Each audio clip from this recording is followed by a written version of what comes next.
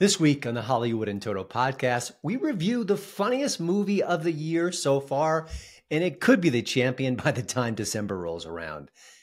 It may be a shock to find out where it came from and who the star is.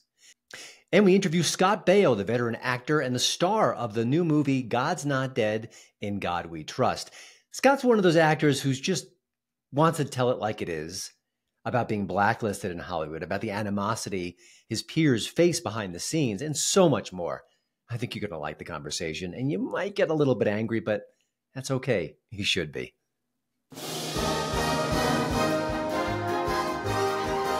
Welcome to the Hollywood in Toto podcast.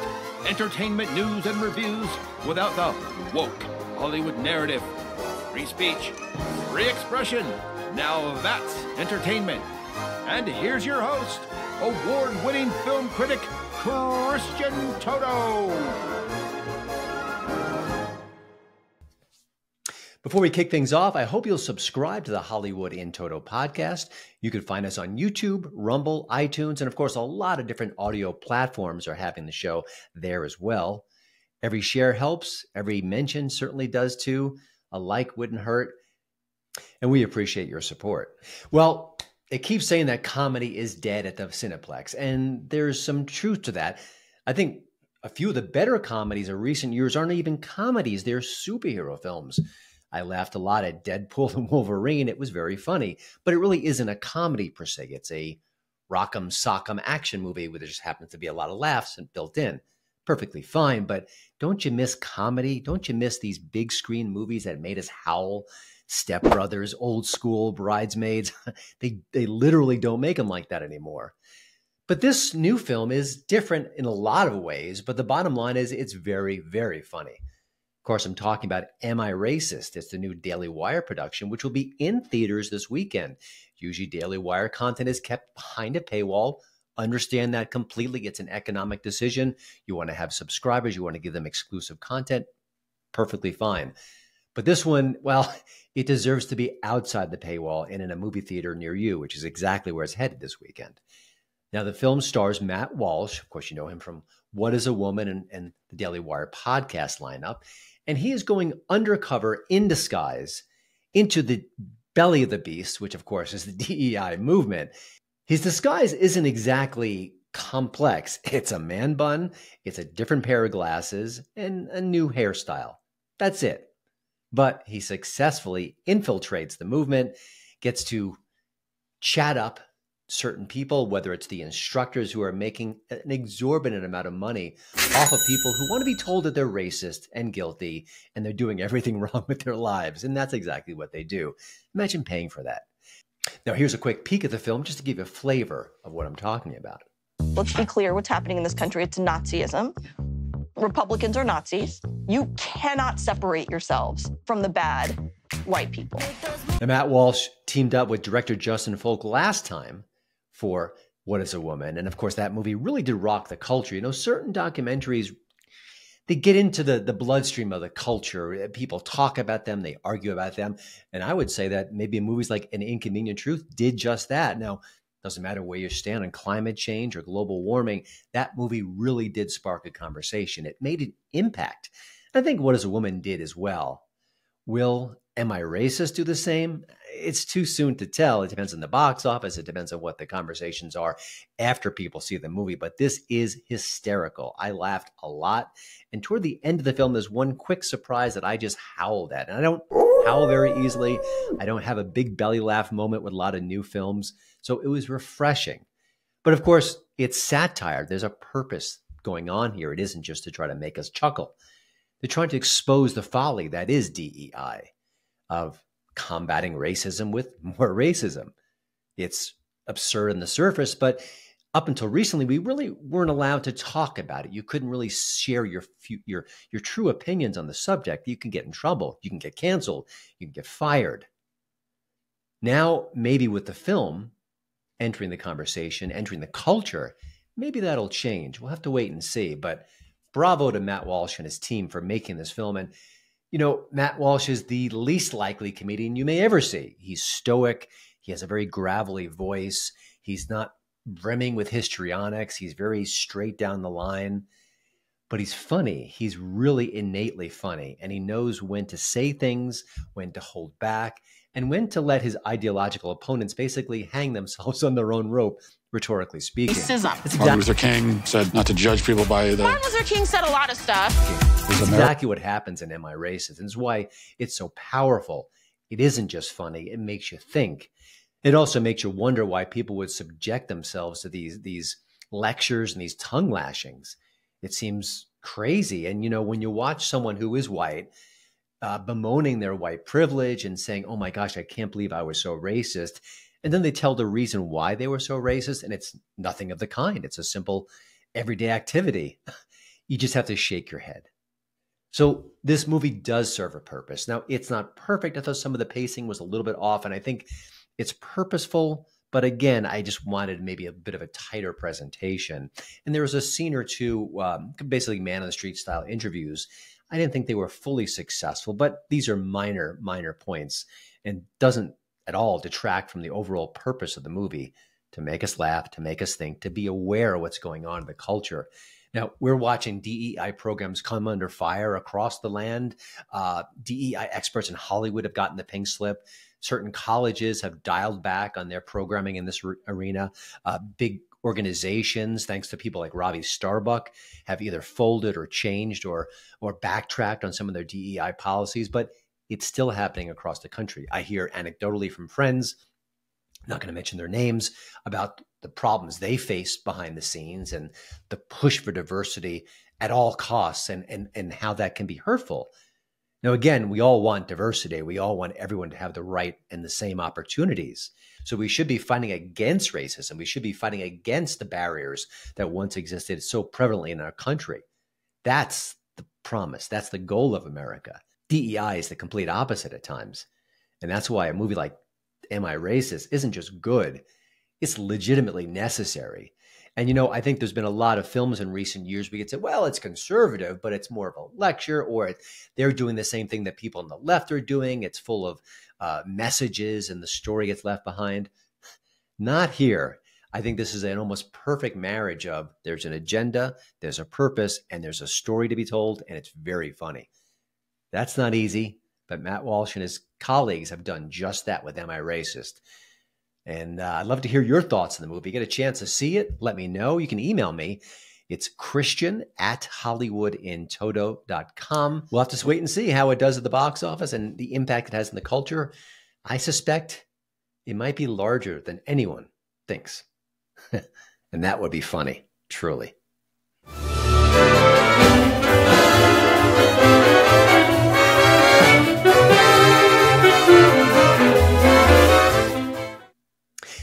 You know, when you cover Hollywood from a right-of-center perspective, you end up talking to the usual suspects.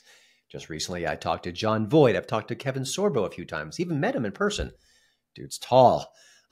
You know, it's just the way it goes. I've spoken to Robert Davi, met him as well. It's a very small community. But I've never talked to Scott Baio until this week. Now, Scott is, of course, a veteran actor, Happy Days, Joni Loves Chachi, Charles in Charge, lots and lots of projects. And if you look at his Twitter page now, his bio is basically a happily retired actor. Well, did he happily retire? Or was he forced out because no one would hire him because he's a conservative? We get into that in the conversation. We get into a lot more, too. Scott is like an open book, just a great conversationalist, honest, raw. And I think we could use more of that across the culture, certainly in Hollywood. And of course, he's talking to me right now for a new movie he's got out. It's available September 12th through Fathom Events, and it's called God's Not Dead, In God We Trust. And of course, this is the 5th film in the saga. It started with a bang. The 2014 film made oodles of money on a very small budget, and the subsequent films have been less and less successful, but they still draw a crowd. They still matter, in part because just by themselves, they hire people who have been canceled. The new movie stars Dean Cain, another outwardly conservative star. I've talked to him as well. Again, I talked to all the people in this particular inner circle. It's just the way it goes. And also Samara Armstrong, who's a co-star in the film and very good in it. She's also right of center, and I don't know how much she's suffered for that, but I suspect it's happened a time or two, if not more. What's the movie about? Well, Reverend Dave is running for office. He's going to try to join Congress, and it's not going to go easily because he's got to hardcore atheist he's fighting against, played by the veteran actor Ray Wise. And of course, sparks fly along the way. I'll say no more. Now more than ever, Christians must realize that we are being called to deliver hope to a country that's feeling hopeless. Faith begins where your comfort zone ends. So here's my conversation with Scott. We talk about a lot. We get real about things as well. And not only is it about time, but I just respect him for speaking his mind, speaking the truth. Ain't that America? But in Hollywood, not so much. All right. Well, Scott, thank you so much for sharing some time with me. I do appreciate it. You know, watching your character in the film, he's smart, he's wily, slippery at times, very charismatic. I was curious if you looked at any real life politicos and based him on them, or kind of maybe an amalgam, or where'd you get the inspiration for the character? I watch enough politics I can sort of surmise that they're all pretty sleazy. The operatives behind the scenes, the interviews, and I watched them, and I just think, I know you're talking and I know you're lying, and that's pretty much that's what Wesley is. It's just it's whatever is good in the moment is what these people will do, and I think that's basically. But it was written well too by Tommy Blaze, so it's actually fun to do something like that. Yeah. You know, one of the things that I've enjoyed about this franchise in recent years is you're really tackling subjects that most movies and TV shows really don't go near. Homeschooling was the last episode, I believe, or maybe the one before that. Obviously, this is the church and state connection and having some real life issues. As an actor, I imagine that makes it a bit meatier for you to kind of jump into a project like this. It's not meatier, it's more important. A role could be meaty, and it could be could be anything, but the God is Not Dead series, I think it really has touched something in the American society. And honestly, Christian, I did this film, and I've been politically active for a number of years, but I kind of died it down a little bit. But I really only do this for my daughter. I want my daughter to grow up in the country that I grew up in. Mm-hmm. And I feel like we're getting so far away from the Constitution, which has been bastardized over the past, 10, 20, 30 years, that the meaning of it has been totally misconstrued. And I'm kind of tired of it. Mm-hmm. So the meatiness of the role was fun, but the message of the movie is infinitely more important to me. Mm-hmm. You know, you've been lucky to work in Hollywood for decades now, and just about everything you've done.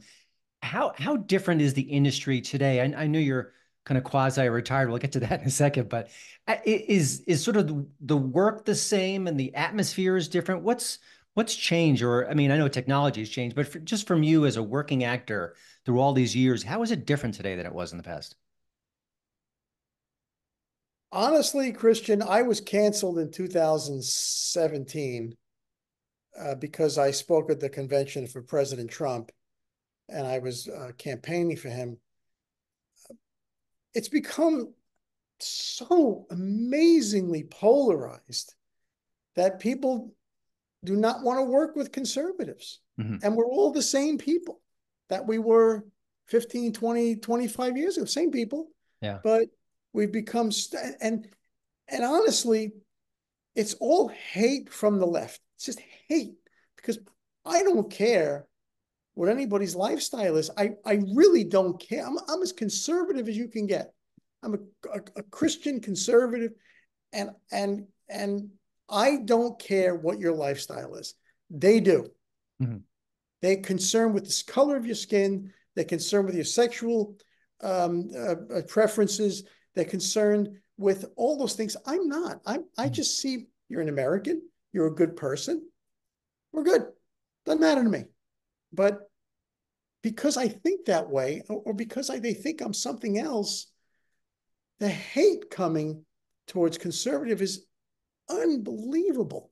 And it doesn't go both ways. Both sides don't do it. I'm tired of that. It doesn't go both ways. I was actually curious what your thoughts on Cheryl Hines from Curb Your Enthusiasm. I got a little bit. Go ahead. What? I was going to say, I was curious your thoughts about Curb Your Enthusiasm star Cheryl Hines. She's not a conservative. She's not a Trump fan. She's left of center, but she's taking a lot of heat now because her husband, RFK Jr., has supported Trump. I mean, it's sort of like a kind of a guilt by association by association. But you've lived a life that is impacted by what you're just describing. I was kind of curious your thoughts on what she's going through right now. I feel bad for her. She shouldn't be vilified like she is.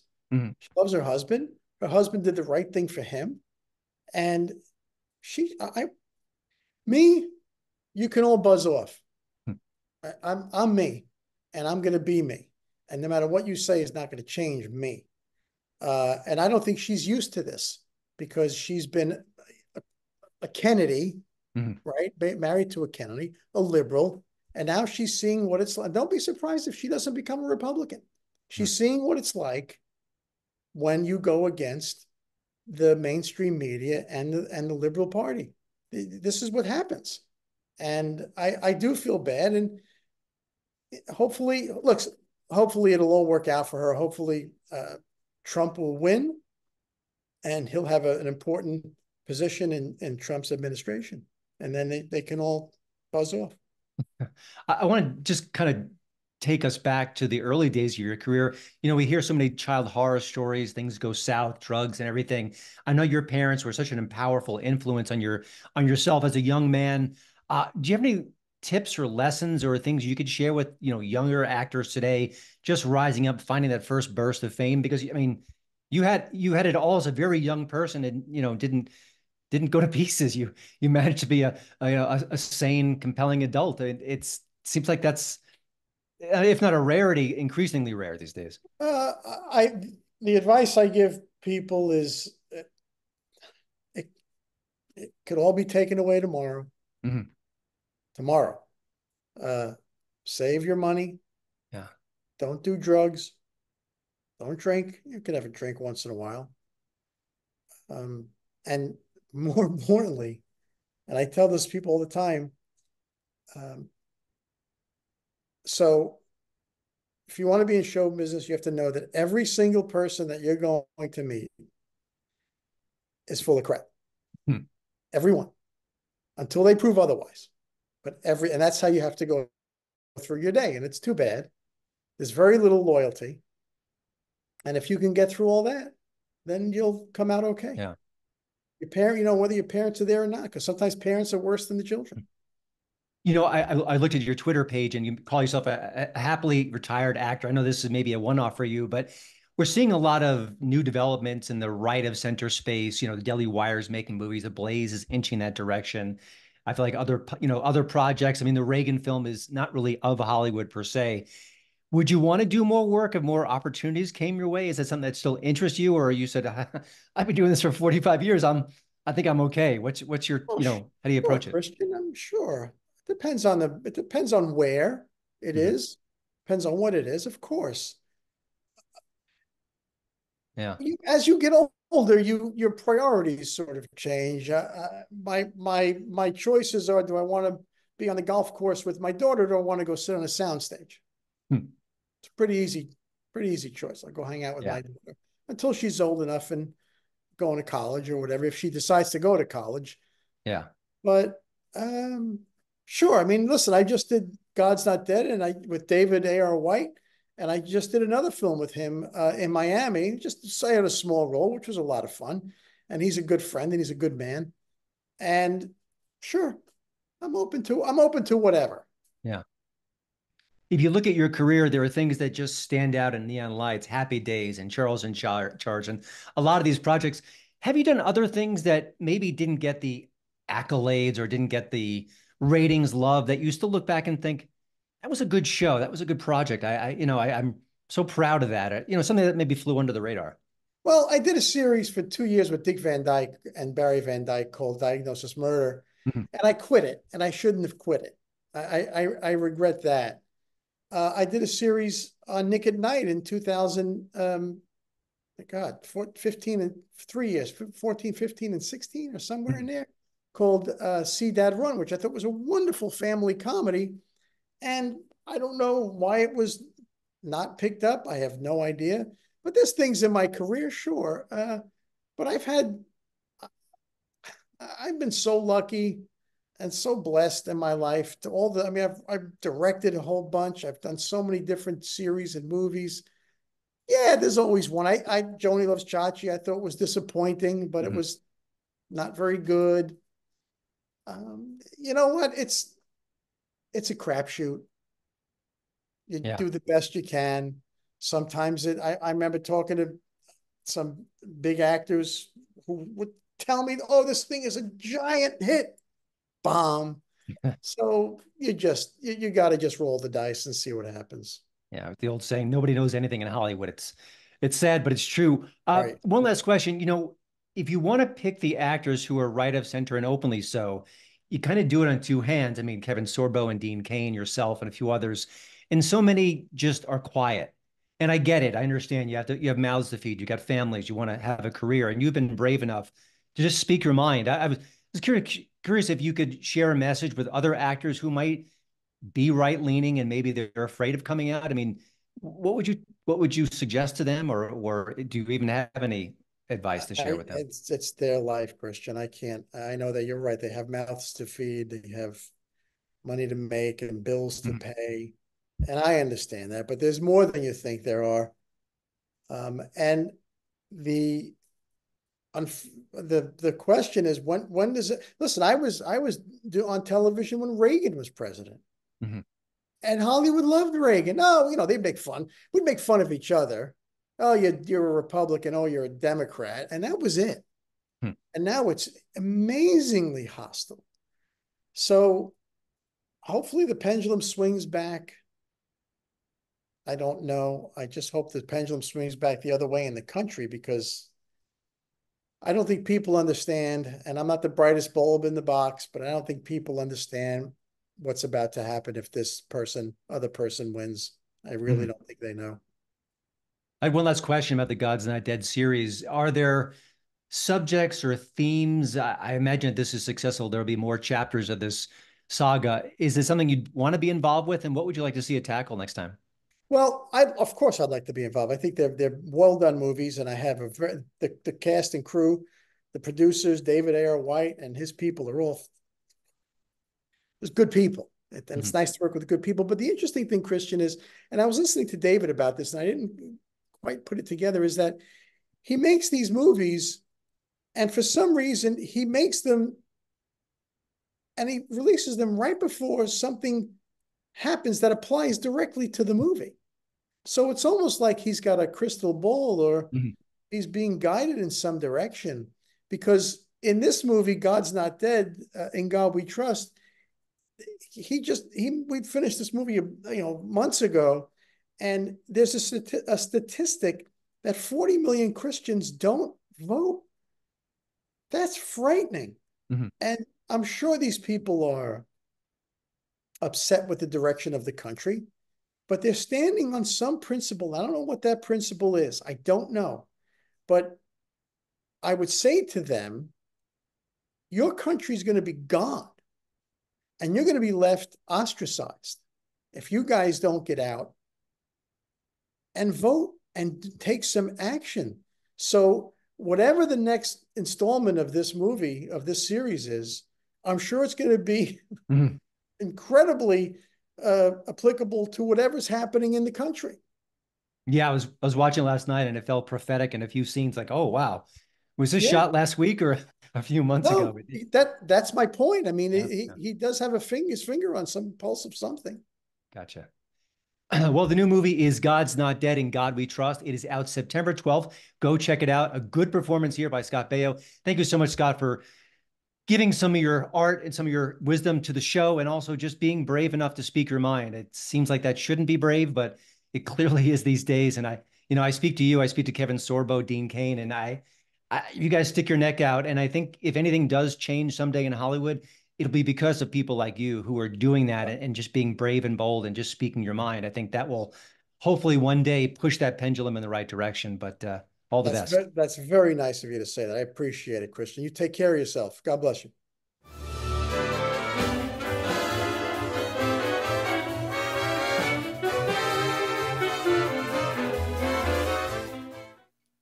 Well, that's it for this week's show. Again, my apologies for skipping a week last week. Again, it was a holiday. I could have taken that as an excuse. I didn't want to, but there was a death in my family. My father-in-law passed away. Just a remarkable fellow who raised 9 kids. And gosh, I've got 2 kids. I don't know how he did it, but they're all good kids. They've all grown up to be solid adults with children of their own. And it's a remarkable life, I have to say. But wishing him goodbye was pretty powerful, and I'm glad we're all able to gather in Minneapolis and make it happen. But I am back. We'll have no more off weeks. It's on with the show from now on, barring anything other catastrophic events in our lives. But again, thank you for listening. Thank you for watching. Thank you for your comments. Thank you for sharing the show on social media. I do appreciate that as well. And we will have more conversations for you very soon, including Sasha Stone, who we had on, I think maybe last year. She's the founder of awardsdaily.com. Of course, she's a contrarian film journalist who has been, I don't want to say right of center, but just a free thinker in that space. And we're going to talk about how she suffered for that as well. Isn't it a weird common theme? If you're a free thinker, you have to face punishment in our society today. It's just wrong. Can't wait to have that conversation. But again, hope you all have a great week. Apologies for the bye week, but on with the show, and I'll see you next time.